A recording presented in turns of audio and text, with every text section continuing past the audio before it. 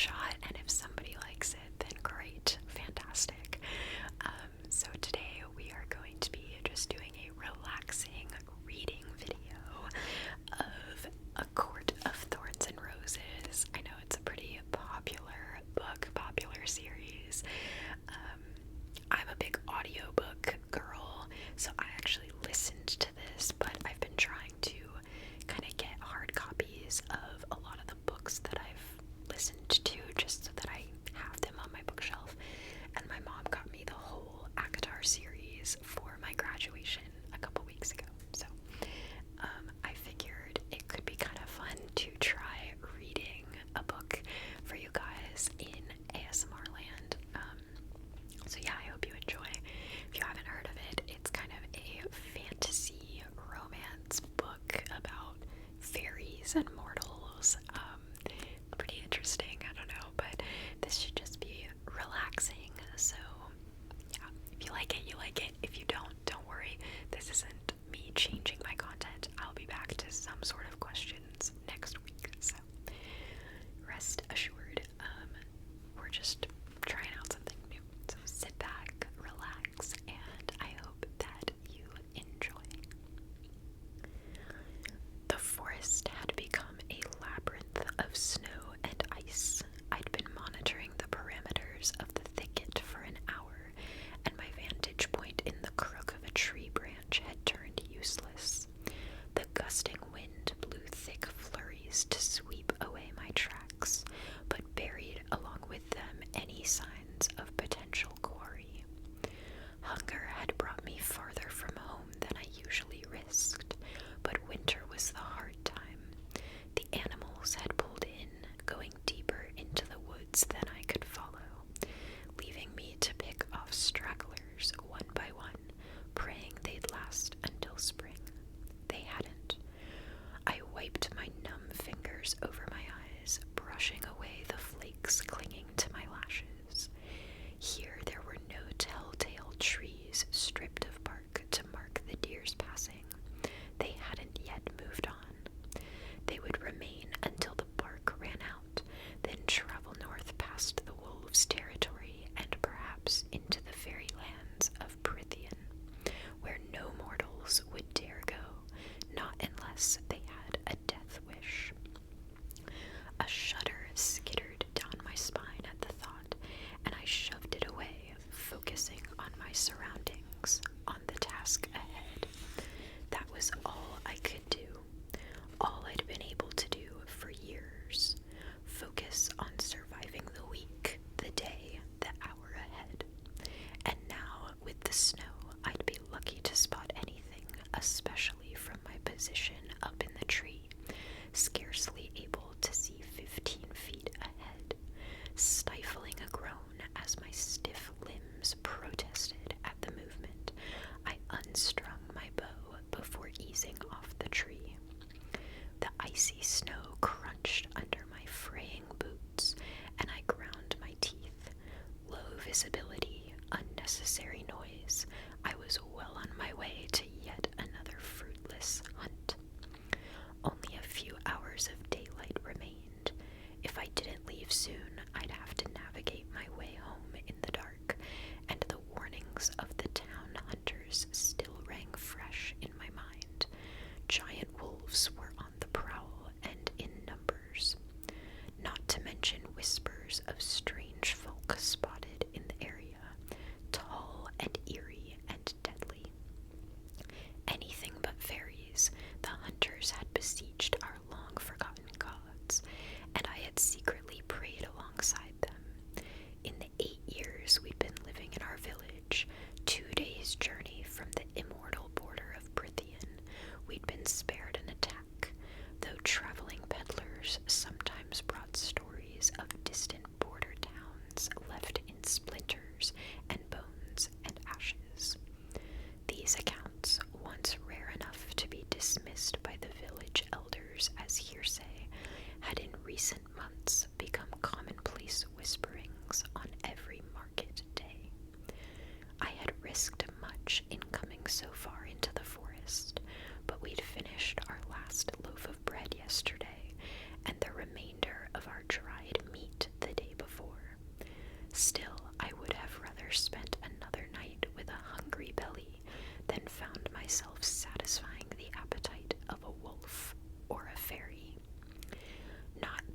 was much of me to feast on.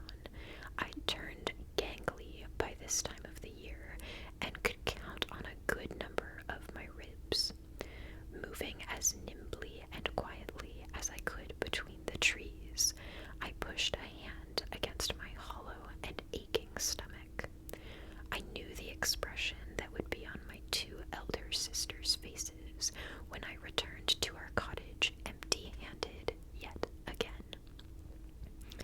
After a few minutes of careful searching, I crouched in a cluster of snow-heavy brambles. Through the horns, I had a half-decent view of a clearing and the small brook flowing through it. A few holes in the ice suggested it was still frequently used. Hopefully something would come by. Hopefully. I sighed through my nose, digging the tip of my bow into the ground, and leaned my forehead against the crude curve of wood. We wouldn't last another week without food, and too many families had already started begging me to hope for handouts from the wealthier townsfolk. I'd witnessed firsthand exactly how far their charity went. I eased into a more comfortable position and calmed my breathing, straining to listen to the forest over the wind. The snow fell and fell, dancing and curling like sparkling spindrifts, the white fresh and clean against the brown and gray of the world. And despite myself, despite my numb limbs, I quieted that relentless, vicious part of my mind to take in the snow-veiled woods. Once it had been second nature to savor the contrast of new grass against dark, tilled soil, or an amethyst brooch nestled in folds of emerald silk. Once I dreamed and breathed and thought in color and light and shape.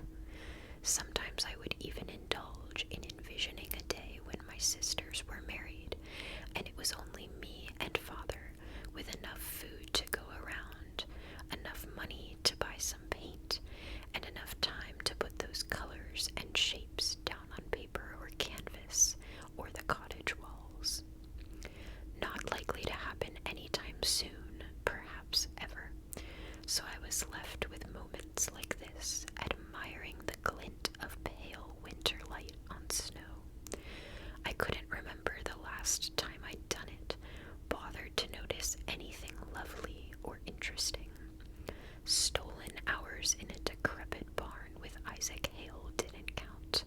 Those times were hungry and empty and sometimes cruel, but never lovely. The howling wind calmed into a soft sighing. The snow fell lazily now in big fat clumps that gathered along every nook and bump of the trees. Mesmerizing, the lethal, gentle beauty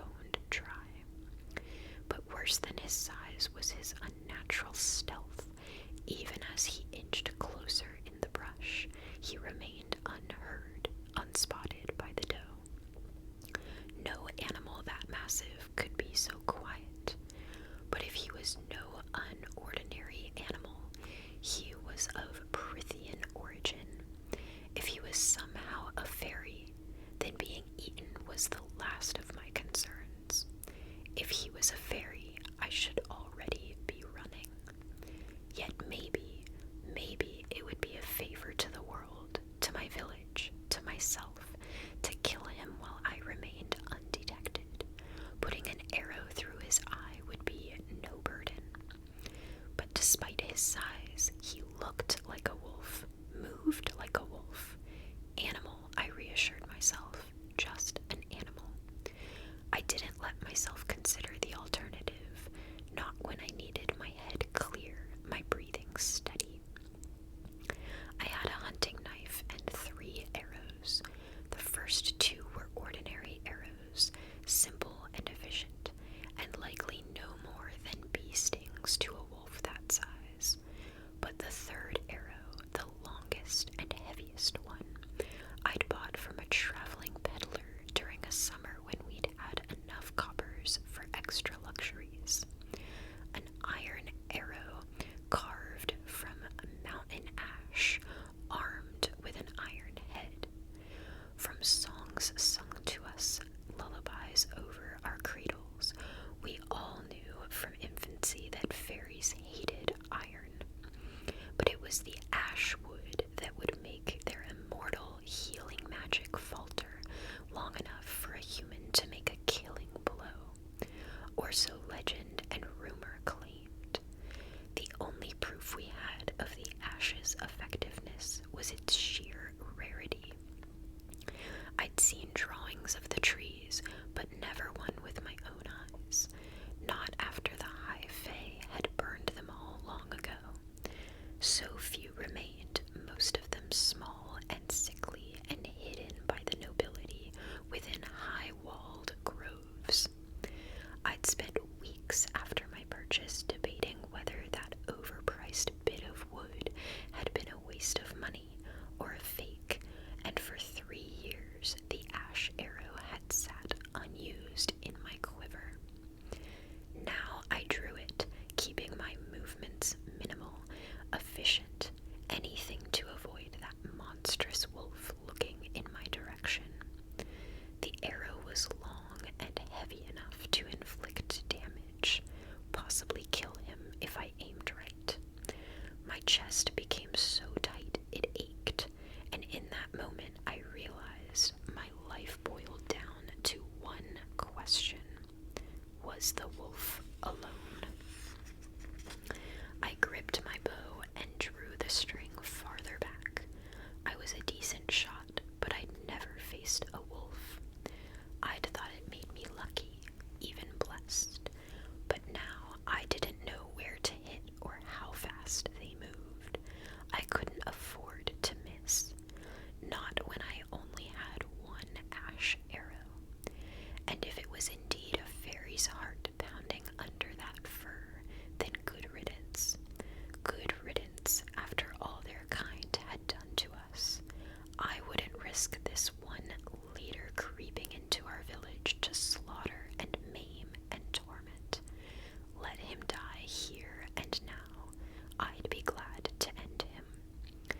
The wolf crept closer, and a twig snapped beneath one of his paws, each bigger than my hand. The doe went rigid. She glanced to either side, ears straining toward the gray sky. With the wolf's downwind position, she couldn't see or smell him. His head lowered, and his massive silver body, so perfectly blended into the snow and shadows, sank onto its haunches. The doe was still staring in the wrong direction. I glanced from the doe to the wolf and back again. At least he was alone. At least I'd be spared that much. But if the wolf scared the doe off, I was left with nothing but a starving, oversized wolf, possibly a fairy, looking for the next best meal. And if he killed her, destroying precious amounts of hide and fat. If I judged wrongly, my life wasn't the only one that would be lost, but my life had been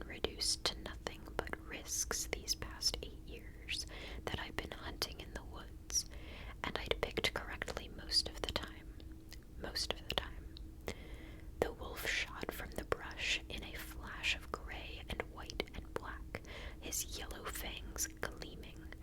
He was even more gargantuan in the open, a marvel of muscle and speed and brute strength. The doe didn't stand a chance. I fired the ash arrow before he destroyed much else of her. The arrow found its mark in his side, and I could have sworn the ground itself shuddered. He barked in pain, releasing the doe's neck as his blood sprayed on the snow, so ruby white. He whirled toward me, those yellow eyes wide, hackles raised. His low growl reverberated in the empty pit of my stomach as I surged to my feet, snow churning around me, another arrow drawn. But the wolf merely looked at me, his maw strained with blood, my ash arrow protruding so vulgarly from his side. The snow began falling again. He looked, and with a sort of awareness and surprise that made me fire the second arrow, just in case that intelligence was of the immortal, wicked sort. He didn't try to dodge the arrow as it went clean through his wide yellow eye. He collapsed to the ground. Color and darkness whirled, eddying in my vision, mixing with the snow. His legs were twitching as a low whine sliced through the wind. Impossible. He should be dead, not dying. The arrow was through his eye, almost to the goose fletching. But wolf or fairy, it didn't matter. Not with that ash arrow buried in his side. He'd be dead soon enough. Still, my hands shook as I brushed off snow and edged closer, still keeping a good distance. Blood gushed from the wounds I'd given him, staining the snow crimson. He pawed at the ground, his breathing already slowing. Was he in much pain, or was his whimper just his attempt to shove death away? I wasn't sure I wanted to know. The snow swirled around us. I stared at him until that coat of charcoal and obsidian and ivory ceased rising and falling. Wolf, definitely just a wolf, despite his size. The tightness in my chest eased, and I loosed a sigh, my breath clouding in front of me. At least the ash arrow had proved itself to be lethal, regardless of who or what it took down.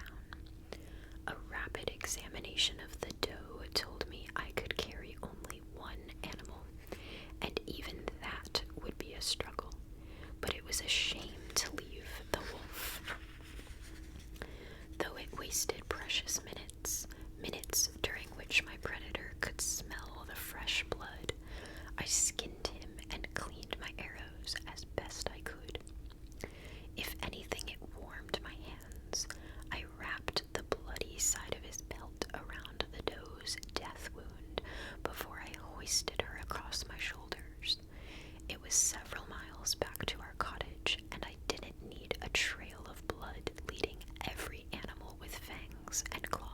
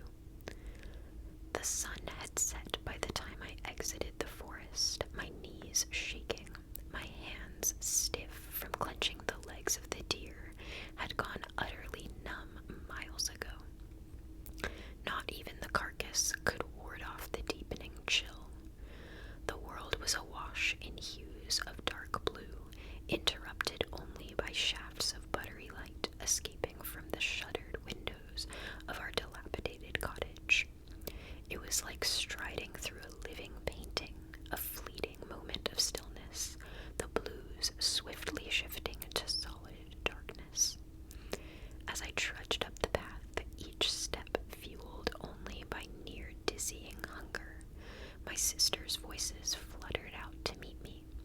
I didn't need to discern their words to know they most likely were chattering about some young man or the ribbons they'd spotted in the village when they should have been chopping wood, but I smiled a bit nonetheless.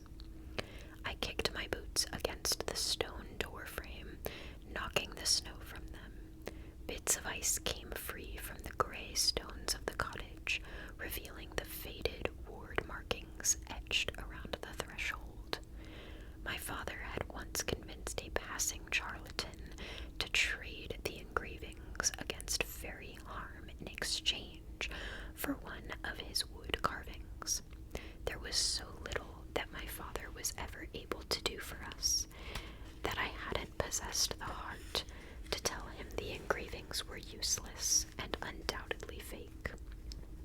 Mortals didn't possess magic, didn't possess any of the superior strength and speed of the fairies or high fae. The man, claiming some high fae blood in his ancestry, had just carved the whorls and swirls and runes around the door and windows, muttered a few nonsense words, and ambled on his way. I yanked open the wooden door, the frozen iron handle biting my skin like an asp.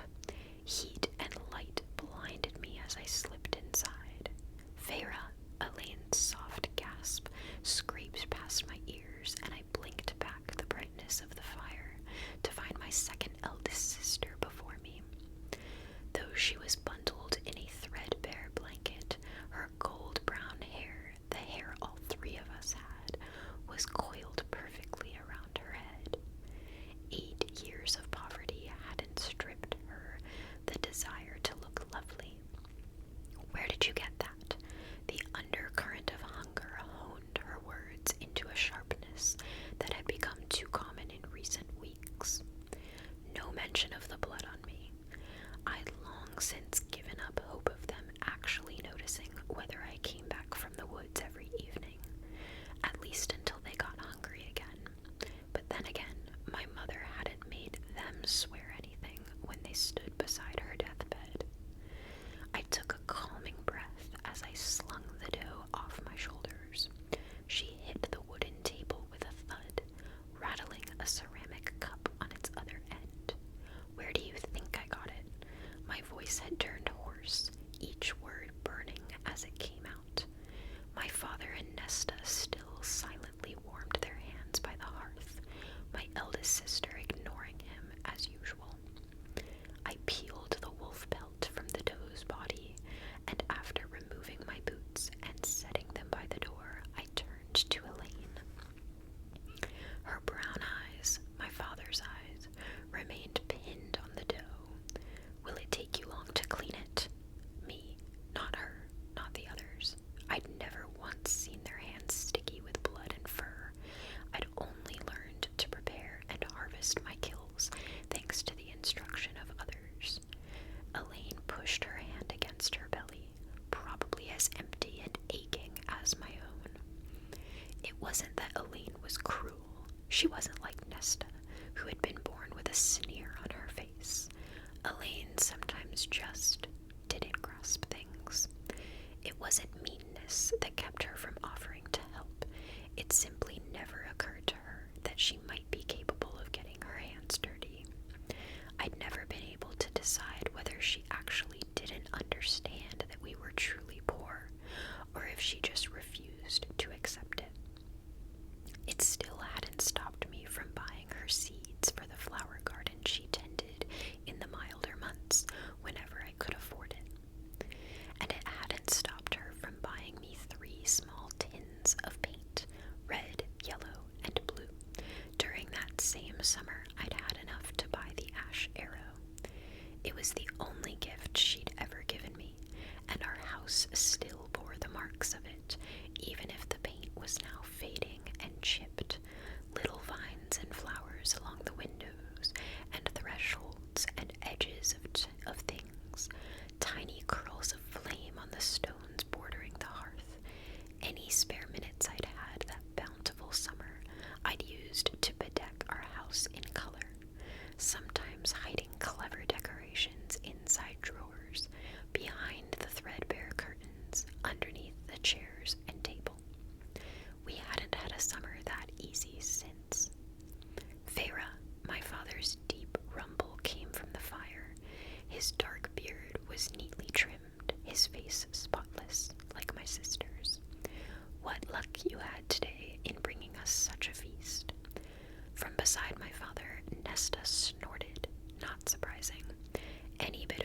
news for anyone, me, Elaine, other villagers, usually resulted in her dismissal. And any word from our father usually resulted in her ridicule as well.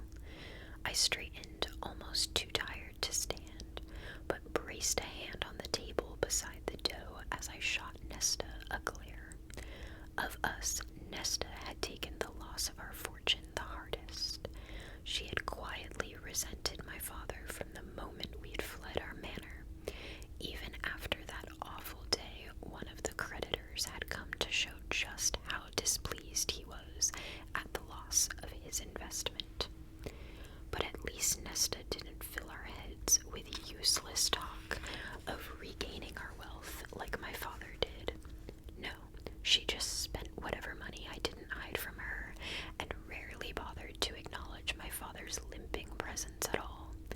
Some days I couldn't tell which of us was the most wretched and bitter. "We can eat half the meat this week," I said, shifting my gaze to the dough. The deer took up the entirety of the rickety table that served as our dining area, workspace, and kitchen. "We can dry the other half," I went on, knowing that no matter how nicely I phrased it, I'd still do the bulk of it. "And I'll go to the market tomorrow to see how much I can get for the hides," I finished, more to myself than to them. No one bothered to confirm they'd heard me anyway. My father's ruined leg was stretched out before him, as close to the fire's heat as it could get. The cold or the rain or a change in temperature always aggravated the vicious, twisted wounds around his knee. His simply carved cane was propped up against his chair, a cane he'd made for himself, and that Nesta was sometimes prone to leaving far out of his reach. He could find work if he wasn't so ashamed, Nesta always said when I hissed about it.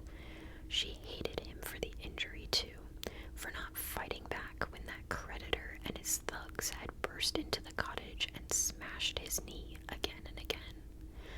Nesta and Elaine had fled into the bedroom, barricading the door.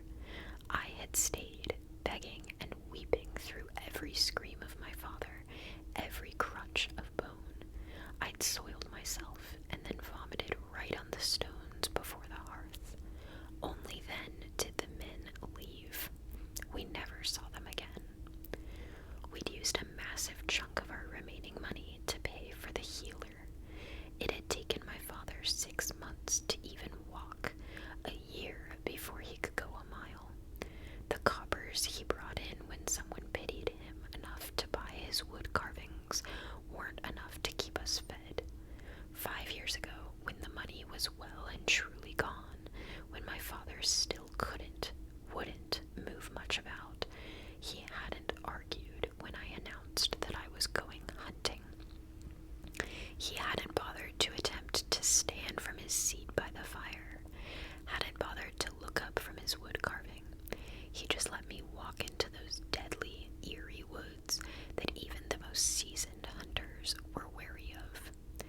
He'd become a little more aware now, sometimes offered signs of gratitude, sometimes hobbled all the way into town to sell his carvings, but not much.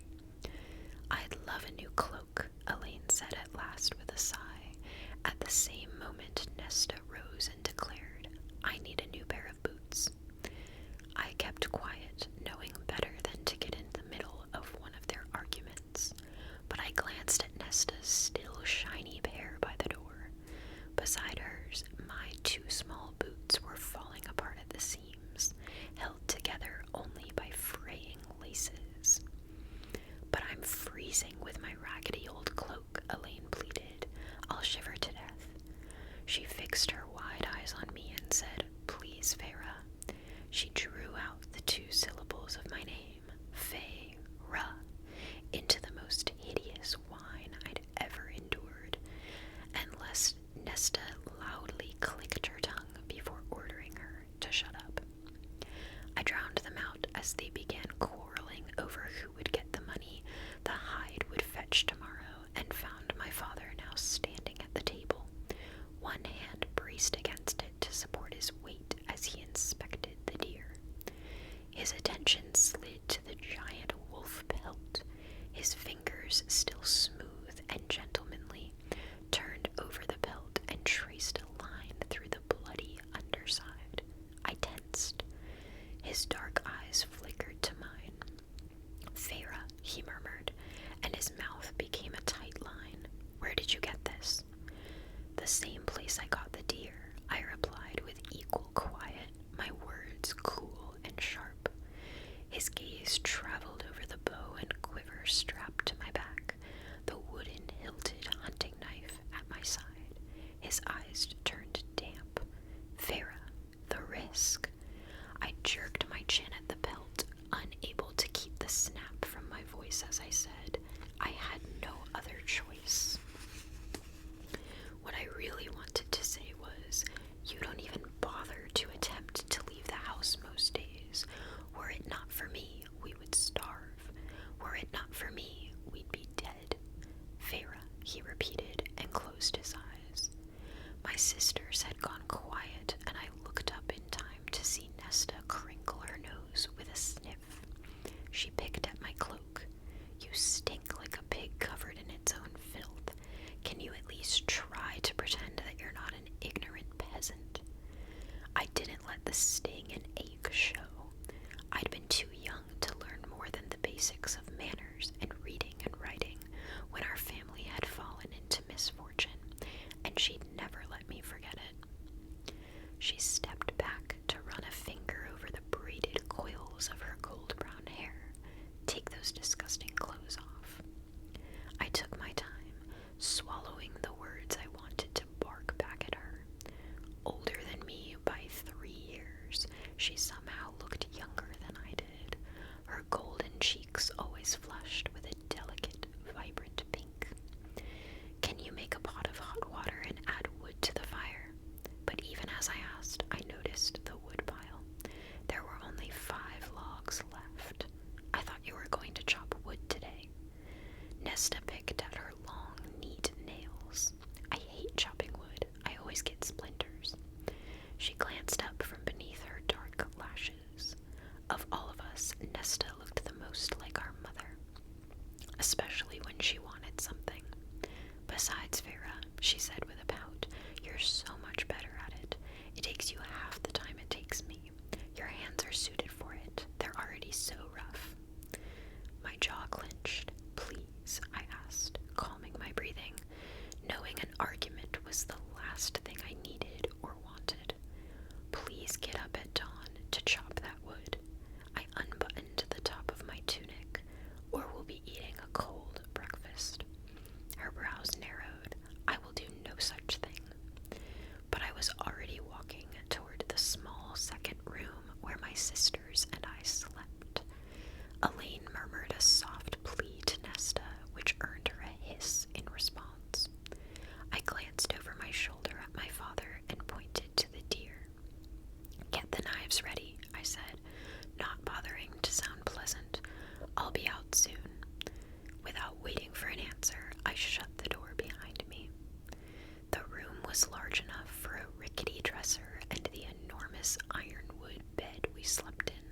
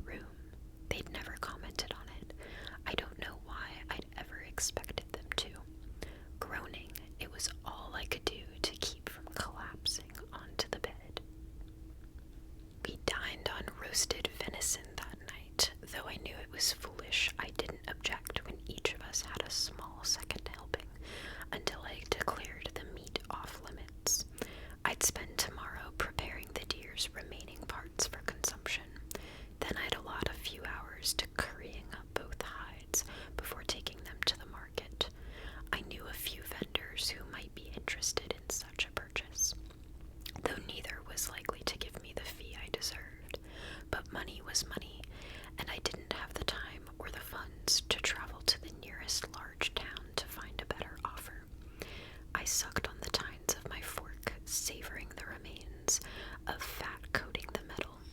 My tongue slipped over the crooked prongs. The fork was part of a shabby set my father had salvaged from the servants' quarters while the creditors ransacked our manor home. None of our utensils matched, but it was better than using our fingers. My mother's dowry flatware had long since been sold.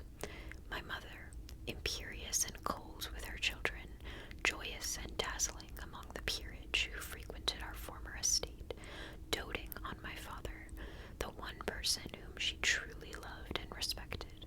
But she also had truly loved parties, so much so that she didn't have time to do anything with me at all, save contemplate how my budding abilities to sketch and paint might secure me a future husband. Had she lived long enough to see our wealth crumble, she would have been shattered by it, more so than my father. Perhaps it was a merciful thing that she died. If anything, it left more food for us. There was nothing left of her in the cottage beyond the ironwood bed and the vow I'd made. Every time I looked toward a horizon or wondered if I should just walk and never look back, I'd hear that promise I made 11 years ago as she wasted away on her deathbed. Stay together and look after them. I'd agreed, too young to ask why she hadn't begged my elder sisters or my father, but I'd sworn it to her, and then she died. And in our miserable human world, shielded only by the promise made by the high fae 5 centuries ago, in our world where we'd forgotten the names of our gods, a promise was law. A promise was currency. A promise was your bond. There were times when I hated her for asking that vow of me.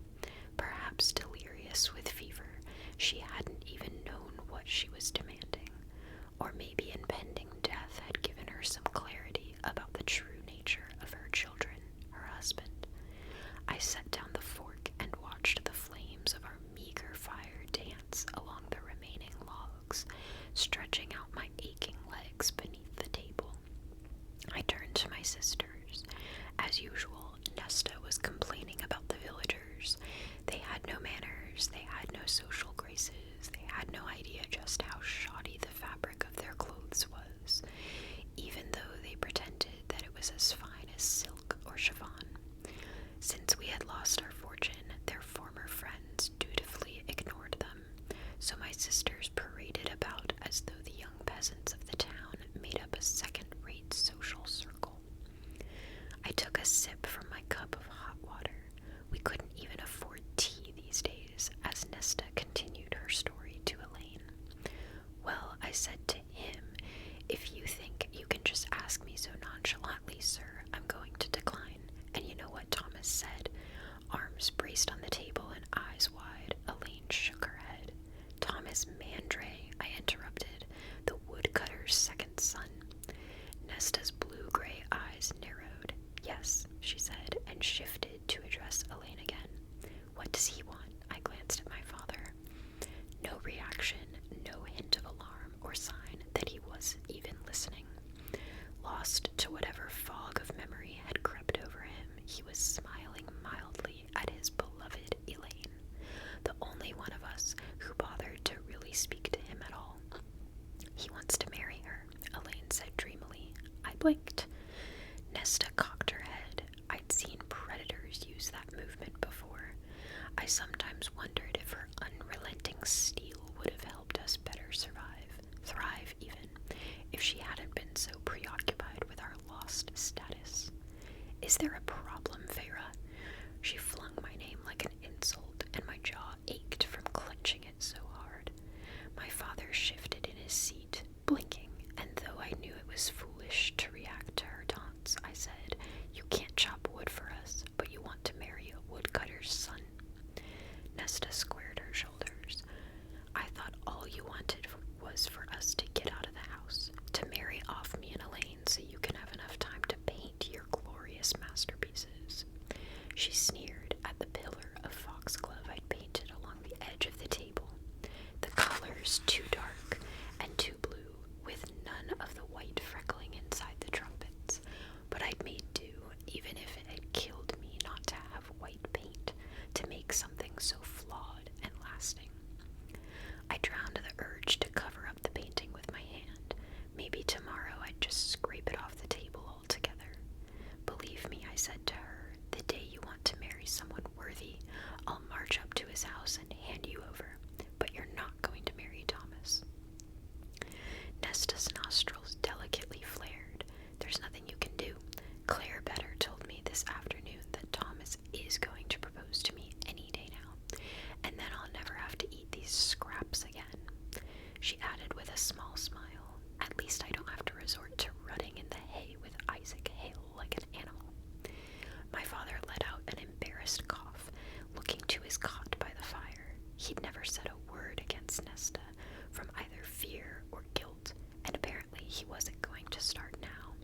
even if this was the first he was hearing of Isaac. I laid my palms flat on the table as I stared her down. Elaine removed her hand from where it lay nearby, as if the dirt and blood beneath my fingernails would somehow jump onto her porcelain skin. Thomas's family is barely better off than ours, I said, trying to keep from growling. You'd be just another mouth to feed. If he doesn't know this, then his parents must. But Thomas knew. We'd run into each other in the forest before. I'd seen the gleam of desperate hunger in his eyes when he spotted me sporting a brace of rabbits. I'd never killed another human, but that day my hunting knife had felt like a weight at my side. I'd kept out of his way ever since. We can't afford a dowry, I continued, and though my tone was firm, my voice quieted. For either of you. If Nesta wanted to leave, then fine. Good. I'd be one step closer to attaining that glorious, peaceful future, to attaining a quiet house and enough food and time to paint. But we had nothing, absolutely nothing, to entice any suitor to take my sisters off my hands. We're in love, Nesta declared, and Elaine nodded her agreement. I almost laughed. When had they gone from mooning over aristos to making doe eyes at peasants? Love won't feed a hungry belly, I countered, keeping my gaze as sturdy as possible. As if I'd struck her, Nesta leaped from her seat on the bench. You're just jealous. I heard them saying how Isaac is going to marry some Greenfield village girl for a handsome dowry. So had I. Isaac had ranted about it the last time we'd met. Jealous, I said slowly, digging down deep to bury my fury. We have nothing to offer them. No dowry, no livestock even. While Thomas might want to marry you, you're a burden. What do you know, Nesta breathed. You're just a half-wild beast with the nerve to bark orders at all hours of the day and night. Keep it up, and someday, Farah, you'll have no one left to remember you or to care that you existed. She stormed off, Elaine darting after her, cooing her sympathy. They slammed the door to the bedroom hard enough to rattle the dishes. I'd heard the words before and knew she only repeated them because I'd flinched that first time she spat them. They still burned anyway. I took a long sip from the chipped mug. The wooden bench beneath my father groaned as he shifted. I took another swallow and said, you should talk some sense into her. I examined a burn mark on the table. What can I say? If it's love, it can't be love. Not on his part. Not with his wretched family. I've seen the way he acts around the village. There's one thing he wants from her, and it's not her hand in. We need hope as much as we need bread and meat, he interrupted, his eyes clear for a rare moment. We need help, or else we cannot endure. So let her keep this hope, Farah. Let her imagine a better life, a better world. I stood from the table, fingers curling into fists, but there was nowhere to run in our two-room cottage. I looked at the discolored foxglove painting at the edge of the table. The outer trumpets were already chipped and faded. The lower bit of the stem rubbed off entirely. Within a few years, it would be gone, leaving no mark that it had ever been there, that I'd ever been there. When I looked at my father, my gaze was hard. There's no such thing. Alright, that's the first two chapters of the book. I'm actually surprised at